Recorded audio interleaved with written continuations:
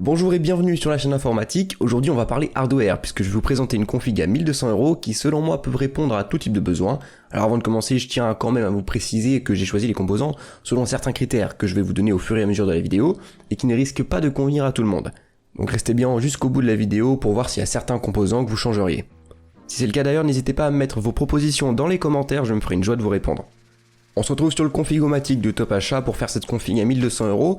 L'objectif étant d'avoir une machine qui puisse répondre à différents besoins, que ce soit du gaming avec une machine qui peut faire tourner tous vos jeux en 1480p, en ultra, voire même en 4K pour certains jeux, qui vous permettent de record ou stream vos jeux, mais également qui puissent tout à fait traiter des fichiers vidéo 1080p, même 4K si vous faites du montage vidéo. Alors vous pouvez bien sûr faire de la retouche photo ou de la 3D sur cette config, même si là je conseillerais des machines un peu différentes pour ce genre d'utilisation. Alors j'en vois déjà certains venir en mode « Oui, t'as pas besoin d'une machine à 1200 € pour faire du gaming ?» Alors effectivement, pas besoin de mettre 1200 € pour jouer confortablement en Full HD avec de très bonnes perfs. Cependant, si on commence à vouloir taper sérieusement dans du 1440p, une config à 1200 € conviendra parfaitement. Enfin voilà, dans tous les cas, si vous souhaitez économiser sur certaines parties, certains composants, je vous proposerai des alternatives. Bon, on rentre enfin dans le vif du sujet avec le processeur, le Ryzen 5 3600. Pour le prix, on a certainement l'un des meilleurs CPU pour du gaming et il est tout à fait apte à faire du streaming.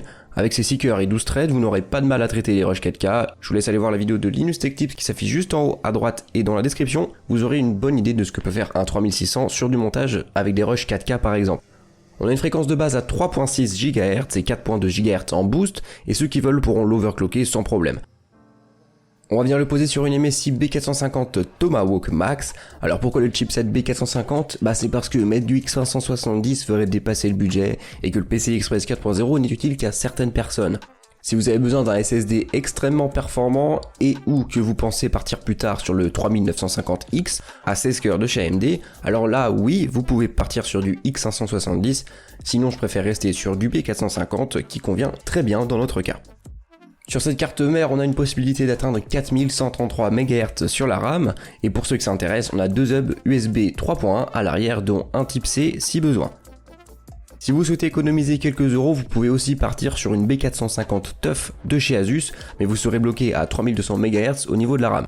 On passe également de 4 connecteurs du ventilateur châssis à 3 et de 2 connecteurs RGB à 1 pour la TUF.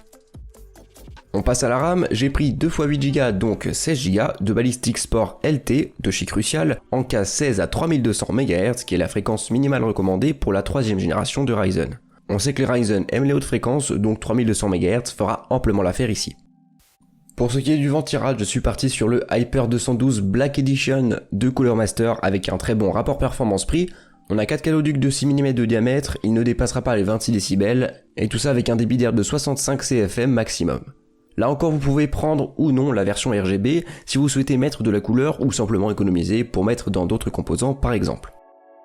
On enchaîne avec le stockage et là je suis parti sur un simple SSD de 960 Go, donc presque 1 Tera. Les prix des SSD ont bien baissé et en 2019 je pense qu'on peut facilement partir sur une config en full SSD, bien que certaines personnes ont encore besoin d'un HDD pour stocker certains fichiers par exemple. Pour le SSD, vous avez deux possibilités, soit prendre un M2 NVMe qui sera bien plus performant en vitesse d'écriture et en lecture, mais plus cher et moins volumineux. Ou un SSD classique légèrement moins performant, mais qui reste largement supérieur à un HDD classique. Certains voudront partir sur un HDD seul, mais je vous le dis franchement, partez sur un SSD directement. Vous pouvez avoir presque 500 Go pour pratiquement le même prix qu'un HDD de 1 Tera, et la différence de performance en vaut vraiment la peine.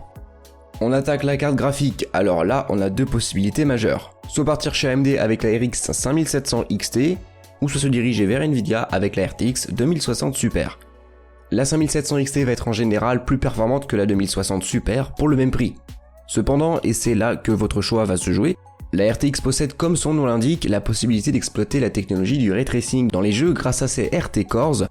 Au final, le choix d'une ou l'autre est assez clair, si vous ne pensez pas vous servir du ray tracing pour le gaming, alors partez sur la RX 5700 XT.